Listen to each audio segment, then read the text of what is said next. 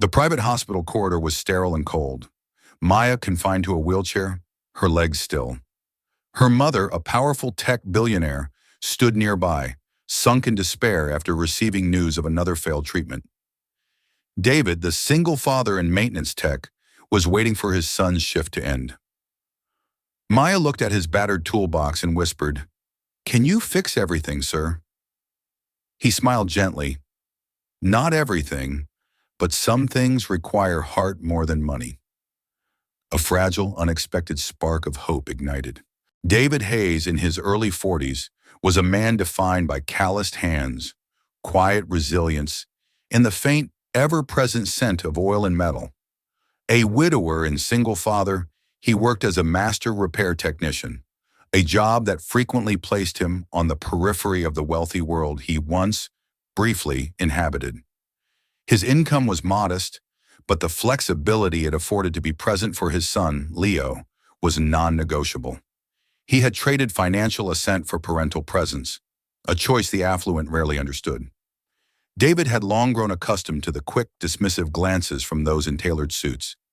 His simple, essential profession was seen as merely practical, never aspirational. His current journey was not motivated by wealth. Several years earlier, David's son, Leo, had battled a rare, life-threatening neurological illness. The ordeal left David with a vast, self-taught knowledge of home care, physical therapy mechanics, and, most importantly, the agonizing, persistent truth of human vulnerability.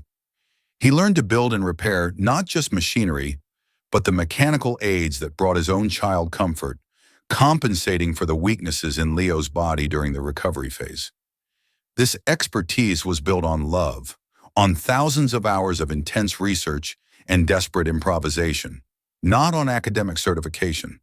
The simple truth was, he had once been a father so helpless, he had to become an inventor just to survive. The woman he encountered, Elena Vance, was a different kind of single parent, a tech mogul and billionaire whose influence stretched across continents. Elena viewed the world through a transactional lens. Everyone and everything had a price, and she was always ready to pay it. Yet all her formidable power and all her immeasurable fortune were utterly useless against the congenital motor disability that afflicted her only daughter, Maya, who was 8 years old. Maya suffered from a rare muscular atrophy that prevented her from sustained standing or walking. She had endured years of grueling, expensive, and ultimately failed rehabilitation protocols, bouncing between continents and countless specialist consultations. This elite, polished hospital wing, where money ceased to be a magic solution, was Elena's personal battlefield, a cold reminder that her wealth had limits. David was at the hospital only because the HVAC system in the high-security server room had failed critically. He was tracing a complicated wiring issue when he took a quick break, only to stumble upon the intense, silent scene in the waiting area. The meeting with Maya was purely accidental. David settled onto a distant bench, pulling out a battered wrench from his tool bag. Maya, restless and observant in her wheelchair, was immediately intrigued by the unpolished reality of the man. His world was tangible, her world was sterile. Elena, sensing a disruption to their privacy, immediately tightened her defensive posture. Her eyes narrowed with suspicion. David, recognizing the fear beneath the fierce maternal protection, simply offered a small, respectful nod and focused on his work, giving them space. But Maya was persistent. Her soft, curious voice drifted over. "Why do you have so many different tools, sir? Can you fix legs too?" David chuckled gently, putting down the wrench. He walked over, kneeling down slightly so his eyes met hers on the same level, not looking down. He spoke to her about his own son, Leo, and the long, sleepless nights they had shared, learning to cope with illness and recovery. He didn't offer fake hope. He offered genuine, hard-won experience. "I fix things that make other things work," David explained to her, pulling out a small, intricately formed piece of lightweight metal from his jacket pocket. It was an old, simple splint he had painstakingly engineered and crafted to support Leo's wrist during recovery, a testament to necessity being the mother of invention. This needed to be perfect, not fast. It needed to be gentle. You see, Maya, the body is the most complicated machine of all, and sometimes it just needs the right, tiny support to remember how to move. Maya's eyes widened, focused entirely on the imperfect, handmade item. To her, surrounded only by high-tech, professionally manufactured hospital equipment, this simple, heartfelt piece of metal was an absolute treasure. She ran a fingertip lightly over its smooth, functional curve, recognizing the labor of love embedded in the material. Elena, who had been listening with increasing, silent intensity, realized two things simultaneously. David was speaking a language of parental pain she desperately understood, and his hands, though rough, moved with a forgotten, precise technical intelligence. In that quiet, unexpected moment, as David tucked the splint away and offered a brief, humble farewell before returning to his HVAC work, Elena felt a tiny, cautious door of desperate hope crack open for the first time in years. This man wasn't selling a miracle. He was sharing a story of profound, successful struggle. He was the first person she had met in years who seemed immune to her money. The next day, Maya, surprisingly firm and willful, made a single, non-negotiable request to her mother. "I want the man who fixes things to come back. I want to talk to him." Elena, CEO and master negotiator, found herself reluctantly agreeing. She couldn't ignore the visible lift in Maya's spirit, a rarity in the face of continuous disappointment. Before contacting him, however, Elena initiated a discreet, high-level background check. She learned everything: the successful finance career he abandoned, the advanced engineering degree he never finished, his wife's passing, and the deep, unrelenting contempt his wealthy in-laws held for his current, simple life. Elena was stunned. This man wasn't a humble mechanic. He was a brilliant man who had chosen radical downward mobility for the sake of his son. She felt a strange, profound respect for his sacrifice, a sacrifice she, who clung to power and status, couldn't comprehend. She located David, offering a substantial consultation fee, which he politely but firmly refused. "My hourly rate covers the cooling units, Miss Vance. Anything else is just human conversation, and that's free." Elena eventually persuaded him only by framing it as a simple, no-pressure conversation, appealing to his expertise in functional mechanics. David returned that evening, after his work shift, trading his tool bag for a simple notebook. He spent nearly an hour with Maya, observing her not as a medical case, but as a mechanical system with complex, non-standard needs. He meticulously watched the subtle shifts in her posture, the involuntary twitches, and the exact points where her body failed to find support. He was looking for where the pain was generated and how to redirect the external, crushing forces of gravity. He didn't speak the jargon of physical therapy or medicine. Instead, he spoke of improving balance, easing strain, and finding a kinder center of gravity, never once using the words cure or healing. He focused only on functional improvement and pain mitigation. On a sheet of hospital paper, David began sketching. It wasn't a blueprint for a complex medical device costing millions, but a simple, elegant, modular exoskeleton, a harness and frame designed to stabilize her core firmly while allowing for natural fluid movement in all other joints. The design was utterly minimalist, focused solely on supporting the weakest links in her muscular chain. It looked less like a machine and more like an extension of her own will, providing the necessary external strength her muscles lacked. When Elena presented David's sketch to the team of world-renowned specialists, led by the highly respected Dr. Harrington, they reacted with professional, immediate skepticism, verging on condescension. "This is interesting folk engineering, Miss Vance, but it lacks clinical rigor, not to mention liability protection. It looks like it was drawn up on a napkin, and it could seriously interfere with the established neurostim protocol. We are dealing with neuromuscular atrophy, not a broken engine." Elena, unexpectedly, defended David's intuition. She offered him an unlimited budget to fabricate a prototype, but David again refused the money, viewing it as a contaminant of his genuine purpose. He asked only for two things: Maya's precise, detailed anatomical measurements and the professional assurance that his device would not interfere with her prescribed medical plan, stating that the frame was purely mechanical support, not medical intervention. "I don't want your money, Miss Vance. I just want the chance to try to ease her day, and I'll build it myself using materials I can trust." That week, David poured every spare minute of his existence into the prototype. His small, cluttered garage became his second hospital. He utilized high-grade, lightweight aluminum salvage from a scrapped aircraft component he had repaired months ago. Materials he knew intimately, meticulously bending and welding custom carbon fiber joints. He worked late into the nights, carefully adjusting the components based on physics, not guesswork, relying entirely on his innate, self-taught knowledge of material stress and human biomechanics. His own son, Leo, now a healthy teenager and keenly interested in his father's secret project, often stayed up to help, holding the measuring tape, sanding edges smooth, and witnessing his father's profound dedication to a complete stranger. The simple act of creation, fueled by empathy and precision, was profoundly restorative for both father and son. During this time, Leo and Maya started exchanging short, encouraging video messages, building a surprising, quiet friendship based on mutual respect and shared anticipation.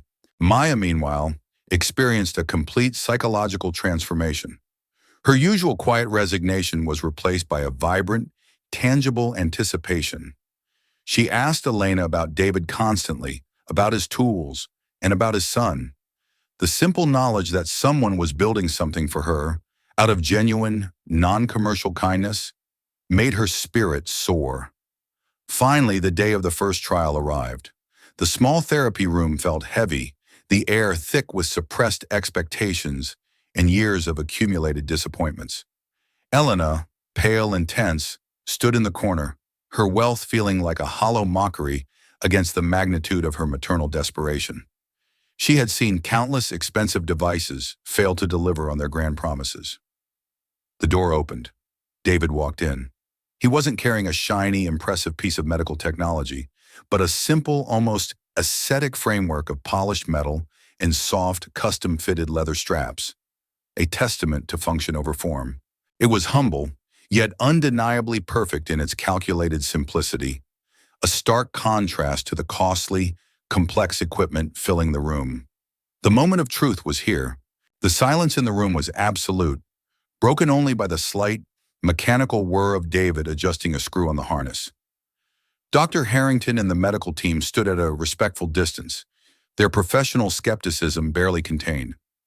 David carefully placed the device onto Maya's back and torso, the straps securing her core firmly, yet comfortably.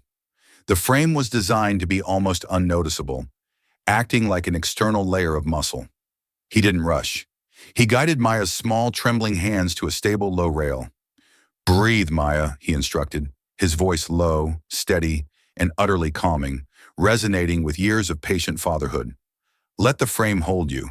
You don't have to fight gravity completely, just lean into the support." Maya, her face a mask of intense, trembling concentration, pushed down against the rail, feeling the immediate, profound, unexpected, firm support of the harness against her core. The frame stabilized her pelvis and lower spine, effectively removing the constant, debilitating, muscular tremor that was exhausting her. Supported by the frame that redistributed the weight away from her overcompensating joints, her hips locked into an ideal ergonomic position. Then slowly, tentatively, Maya began to straighten her arms. Utilizing the support David had engineered, she lifted her weight, pushing against the sheer, monumental gravity she usually fought alone. Maya stood up, free from the chair. It was only for a few agonizingly slow seconds, but she was standing. Her feet were flat on the floor, supporting the weight of her entire body, for the first time in memory, held upright by the unassuming, humble framework of metal and leather. Elena, the powerful CEO, let out a choke sound, a low, visceral gasp of pure, raw disbelief, and then fell completely silent, physically paralyzed in the corner. Her entire multi-billion-dollar empire felt meaningless compared to the sight before her. Maya didn't cheer. She didn't smile. She began to cry, small, silent, then rushing, wrenching sobs of absolute joy and shock, tears pouring down her face because she had felt the unimaginable freedom and terrifying power of standing for the very first time in her 8 years of life. Twist 1. The device of empathy and applied physics. The doctors, rushing to examine the device, realized its genius wasn't in any cutting-edge material or futuristic sensor. It was pure, highly sophisticated biomechanics. David had not tried to cure the muscle weakness. Instead, he had meticulously identified and neutralized the specific cyclical muscular strain caused by the child's compensatory movements. The frame arrested the involuntary spasms and provided the minimum required support for the core stability, effectively allowing Maya's brain to relearn the standing sequence without the immediate fear of collapse or the agonizing pain of strain. David had engineered a machine of pure, informed human empathy applied through brilliant physics. Dr. Harrington's face, which minutes earlier held professional disdain, now reflected genuine, profound awe. Twist 2. The engineer's sacrifice in the depth of his skill. One of the senior specialists, recognizing the highly complex, customized load-bearing geometry, asked David where he trained. David, adjusting a strap and wiping a small tear from the corner of his eye, finally revealed the quiet, life-altering truth. I dropped out of my final year of mechanical engineering at Stanford, sir. My son's illness, a severe post-viral encephalopathy, hit harder than expected and required full-time, round-the-clock physical care that no amount of hired help could replace. I couldn't be an absent executive. I had to be a present father. He had traded a guaranteed future in engineering for immediate, messy, essential fatherhood. His intimate knowledge of pediatric support came not from a lab, but from battling a debilitating illness with his own child, a condition that required intense daily physical interventions. He had walked the exact path of the helpless parent and had successfully engineered his son's physical recovery using similar principles. He knew exactly the despair Elena faced, but he had found a mechanical solution rooted in love, desperation, and superior, self-taught engineering. With renewed confidence, David guided Maya to try again, stepping away from the rail. Just one small step, Maya. It's okay if you fail. I'll catch you. Soon. With the room silent, holding its collective breath, Maya lifted one small foot, shifted her weight onto the frame, and placed it down. A small, tentative step. She repeated the process. She walked one step, then two, then three. A magnificent, slow-motion journey of about 1.5 meters. Elena could no longer maintain her CEO facade. The sight of her daughter walking, however wobbly, however temporary, shattered the wall she had built around her heart. She rushed forward, not towards Maya, but towards David, and sank to her knees right in front of him. The billionaire who usually commanded rooms dropped all pretense of power. "Thank you," she choked out, her voice thick with tears, burying her face in her trembling hands. "Thank you. You gave her back to me. You gave her back her life. All the money, all the access, none of it mattered. Only this." Dr. Harrington, visibly moved, approached David not as a rival, but as a student. The entire medical team, profoundly humbled, immediately dropped their concerns and requested permission to study David's design, recognizing its revolutionary, human-centric approach. David, however, waved them off, refusing the initial accolades and credit. He simply knelt beside Maya, sharing her magnificent, tearful private joy. His dignity and humility were his ultimate quiet victory. The tension that had held the room captive finally broke into a profound, shared sound. The beautiful, cathartic, unifying sound of released emotion. In the immediate weeks that followed, David's simple device, now formally referred to as the compassion frame or the Hayes dynamic stabilizer, was meticulously and successfully refined. David worked in close, unexpected, and often intense collaboration with the team of specialists, providing on-the-spot adjustments tailored precisely to Maya's growing strength. Dr. Harrington, completely humbled, now referred to David as the most intuitive biomechanic I have ever encountered. Maya's life was completely changed. She began rigorous physical therapy with a radiant smile, the frame providing the exact, critical support she needed to build confidence and strength. Her therapy became a daily conquest, not a daily chore. Elena Vance underwent a transformation as profound as her daughter's. She completely cleared her punishing schedule, abandoning the relentless pursuit of profit to dedicate herself to Maya's daily rehabilitation. She learned to slow down, to be a complete and present mother, trading emergency board meetings for therapy sessions, and understanding that the greatest leverage in life is patience and presence, not capital. She began to see the world not as a series of transactions, but as a web of vulnerable human beings, just like herself. The most natural change occurred between the children. David's son, Leo, now a daily visitor, became Maya's closest friend and greatest cheerleader. The two shared a bond forged in shared experience and resilience. Leo understood recovery, Maya understood limitations. Their small, disparate families began to merge, meeting for simple, low-key dinners, a scene of domestic normalcy in David's small apartment or Elena's unpretentious kitchen, built on mutual respect and shared gratitude, erasing all former distinctions of wealth or status. Elena, recognizing the world-changing potential of David's innovation, offered him a major partnership to scale the compassion frame. This time, David did not refuse the opportunity, but he was ruthless about the terms. He accepted, but only under strict, non-commercial humanitarian conditions. His primary demand was not for a massive salary, though he accepted enough to secure Leo's future, but for the establishment of the Hayes-Vance Foundation.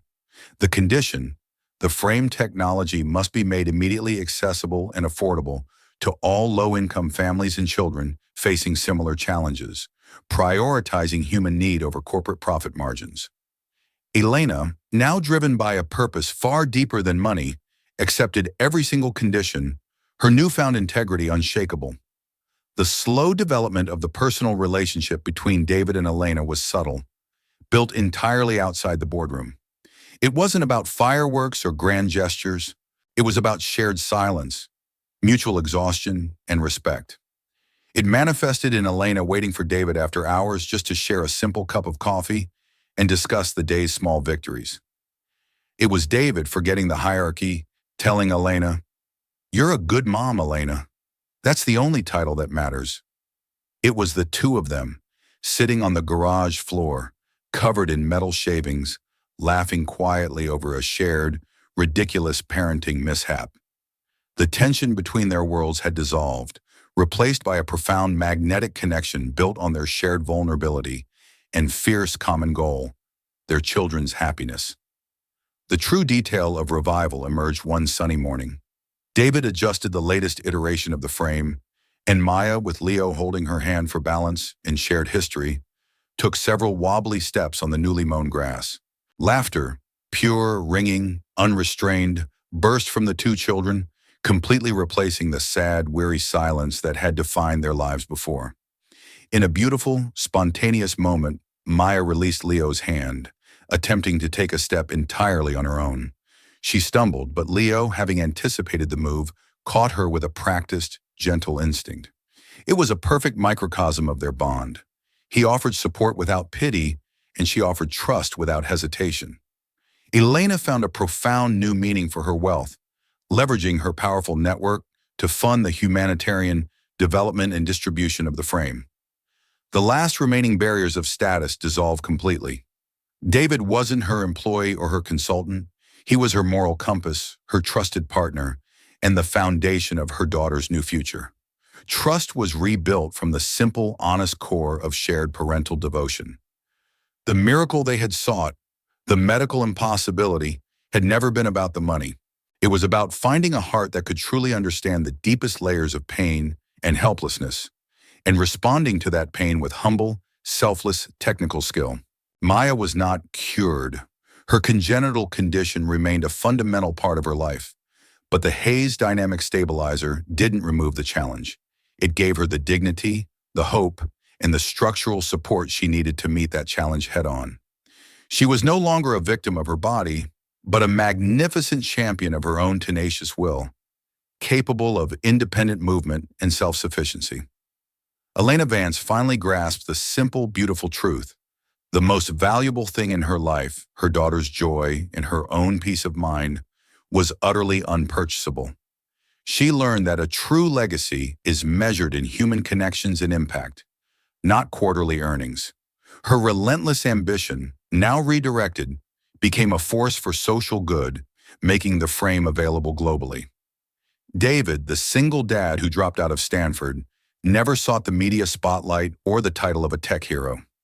His purpose remained exactly where it had always been, being Leo's father. First and foremost, he integrated his professional skills with his parental mission, accepting the role of chief innovator at the foundation, only because it meant every day he used his talents to ease the suffering of a child.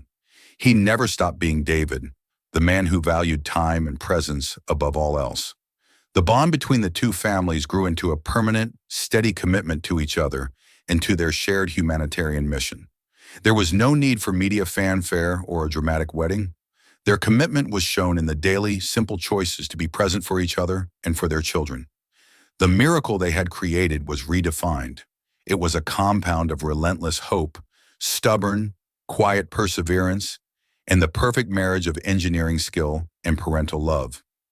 The frame became a worldwide symbol, a testament that true innovation often comes from the margins, from those driven by deep personal need rather than profit forecasts. Their initial encounter, once driven by desperation and suspicion, had blossomed into an unprecedented model of collaborative philanthropy. No longer did anyone in the therapy room, not the doctors, not Elena, and certainly not Maya, bow their heads in quiet despair. The frame was now helping hundreds of children worldwide, a quiet, accessible revolution born from a hospital corner conversation. The soft, warm morning light streamed through the small therapy room window 1 year later. Maya, having transitioned from the dynamic stabilizer to simpler braces, stood independently for 10 seconds, then 20, then 30, a new personal record achieved through sheer will and the strength of her father figure's invention. Elena, watching from the doorway, her powerful facade completely gone, buried her face in David's shoulder. She wasn't weeping from professional frustration or exhaustion anymore. She was crying tears of complete, overwhelming, pure, untainted parental happiness, knowing they had not only saved their daughter, but redefined success for themselves. A new life cycle had begun, one step at a time, built on the kindness of a simple technician who understood that sometimes the greatest engineering feats are those built with love and the willingness to sacrifice everything for a child. If you believe stories like this deserve to be told, leave a comment and subscribe to Chip Healing Stories. We tell the stories that shouldn't be forgotten.